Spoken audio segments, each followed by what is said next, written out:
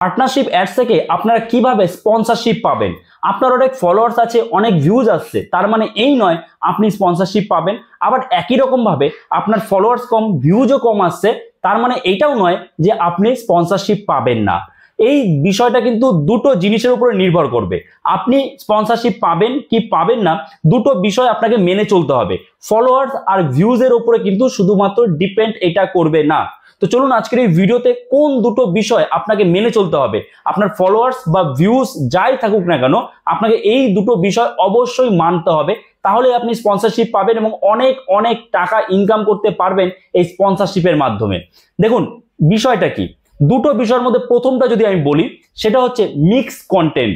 আপনাদের মধ্যে অনেকেই আছে ফেসবুকে যা খুশি, শুধু ফেসবুক না ইউটিউবেও, তো যা খুশি কন্টেন্ট ছেড়ে দিচ্ছেন, মিক্স কন্টেন্ট। মানে আপনি যেখানে যাচ্ছেন, যা করছেন, যে কোনো জিনিস, কোনো একটা জিনিস কিনছেন, বাই করছেন, অনলাইনে কোনো একটা প্রোডাক্ট এসে সেটা আপনি রিভিউ করে দিচ্ছেন, আবার আপনি ডেইলি ব্লগ করছেন। মানে একটা পেজের মধ্যে বা একটা প্রোফাইলের মধ্যে আপনি মোট কথা মিক্স কন্টেন্ট ছাড়ছেন। তো যদি আপনি মিক্স কন্টেন্ট ছাড়েন, তাহলে কোনো দিনও আপনি এই স্পন্সরশিপ পাবেন না।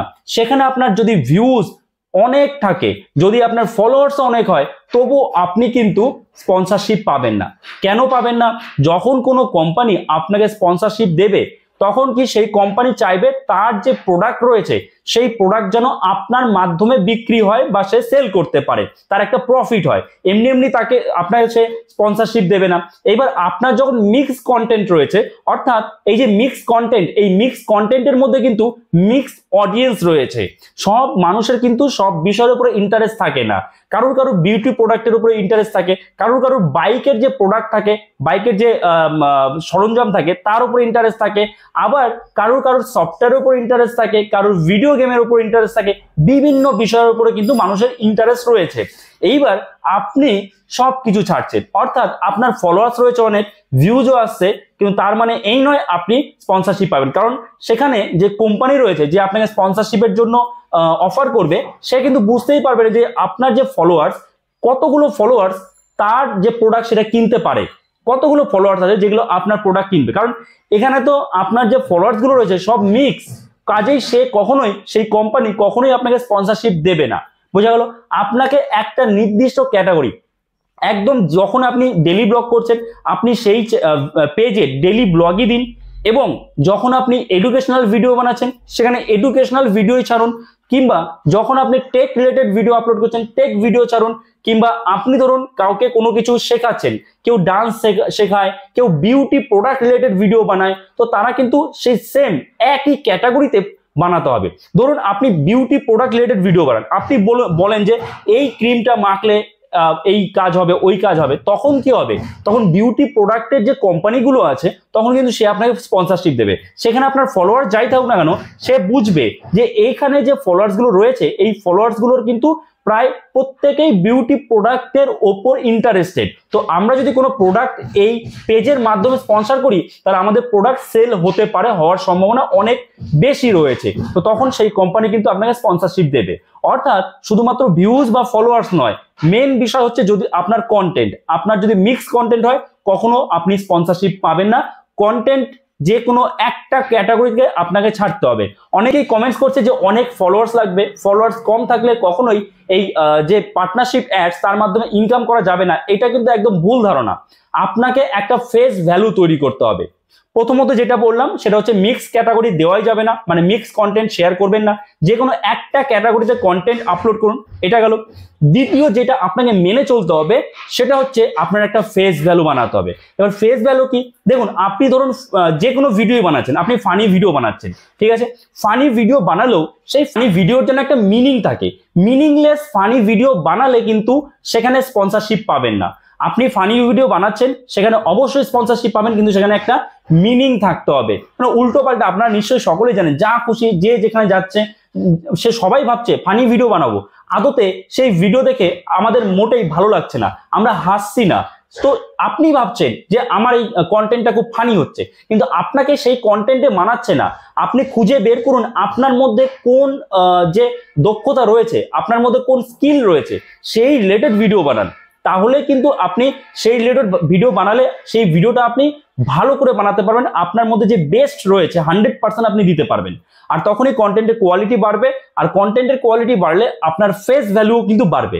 আর যখন ফেস ভ্যালু বাড়বে, ব্যাপারটা দেখুন, আপনি এমন কোনো কন্টেন্ট ক্রিয়েটারকে দেখছেন যার অনেক ফলোয়ার্স আছে কিন্তু ফেস ভ্যালু নেই, সে যাই বলছে, সে কিছু একটা কোনো প্রোডাক্ট সম্পর্কে যখন আপনাকে বলছে, আপনি কি সেই প্রোডাক্টটা বাই করবেন বা তার কথা কি মানবেন? কেন মানবেন না? কারণ তার ফলোয়ার্স থাকতে পারে, ভিউজ বেশি আসতে পারে, কিন্তু তার যে ফেস ভ্যালু সেটা কিন্তু নেই। অর্থাৎ কন্টেন্টের কোয়ালিটি আপনাকে ঠিক রাখতে হবে। আপনি যাই ভিডিও বানান সেটা কোয়ালিটি যেন ঠিক থাকে, এই উদ্দেশ্যে ভিডিও বানাচ্ছেন, অর্থাৎ ফানি ভিডিও বানালে যাতে মানুষের হাসি পায়, তার একটা মিনিং থাকে। আপনি যদি এডুকেশনাল ভিডিও বানান, এডুকেশনাল ভিডিওটা যেন ভালো হয়, যাতে মানুষ আপনার উপরে ট্রাস্ট করে। যখন মানুষের আপনার উপরে ট্রাস্ট আসবে তখনই কিন্তু আপনি স্পন্সরশিপ পাবেন, কোম্পানি আপনাকে স্পন্সরশিপ দেবে এবং মোটা অঙ্কের টাকা আপনাকে অফার করবে। আর আরেকটা বিষয় আপনাদের বলে দিই, ওই যারা যারা ফলোয়ার্স বাড়িয়ে নিয়েছেন, ওই একে ওকে সাপোর্ট করে, আমাকে সাপোর্ট করো, তোমাকে সাপোর্ট করবো, এই ধরনের যে কমেন্টস আপনারা জানেন ফেসবুকে প্রচুর পরিমাণে হচ্ছে, যে আমাকে সাপোর্ট করলে আমিও আপনাকে সাপোর্ট করব। আপনার কন্টেন্ট যাই থাকুক, তাতে কি হবে? তাতে শুধুমাত্র ওই অ্যাড থেকে যে রেভিনিউটা আসবে সেটুকুই আপনি পাবেন, এবং সেটাও খুব একটা বেশি নয়। কারণ আমি আপনাকে সাপোর্ট করলাম, অর্থাৎ মানে কি, আমি আপনাকে ফলো করলাম। হ্যাঁ, ভিডিও আমার সামনে আসলো, ফলো করা মানে আপনার ভিডিওটা আমার সামনে আসলো, আসার পরে আমি কিন্তু পুরো ভিডিওটা নাও দেখতে পারি। কারণ আমি আপনাকে কেন ফলো করেছি? কারণ আপনি আমাকে সাপোর্ট করেছেন, তাই আমি আপনাকে সাপোর্ট করেছি।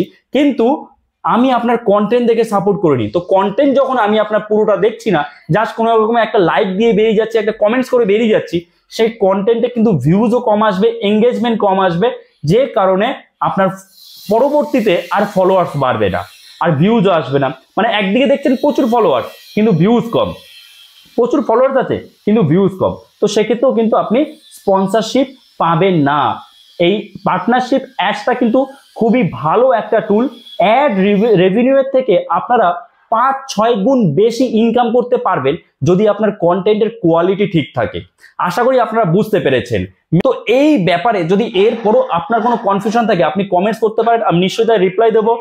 পার্টনারশিপ অ্যাড কি, কিভাবে এটা কাজ করে, যদি আপনি লাইভ দেখতে চান, তাহলে এই যে আগের ভিডিওটাই, জাস্ট আগের ভিডিও আমি এই ডিটেলস আলোচনা করেছি যে যারা যারা পার্টনারশিপ অ্যাডস করেছে, যাদেরকে স্পন্সরশিপ দিয়েছে, তারা কিভাবে কাজ করছে এই রিলেটেড ডিটেলস ভিডিও বানিয়েছি।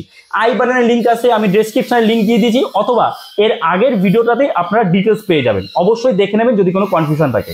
তো এই ভিডিওটা এখানে শেষ করছি। এই ভিডিওটা যদি আপনার জন্য একটু হেল্পফুল হয়ে থাকে, অবশ্যই একটা লাইক করে দেবেন। চ্যানেল নতুন হয়ে থাকে, চ্যানেলটাকে সাবস্ক্রাইব করে আমাদের পাশে থাকবেন। তো চলুন, দেখা হচ্ছে নতুন কোনো ভিডিওতে। সবাই ভালো থাকবেন।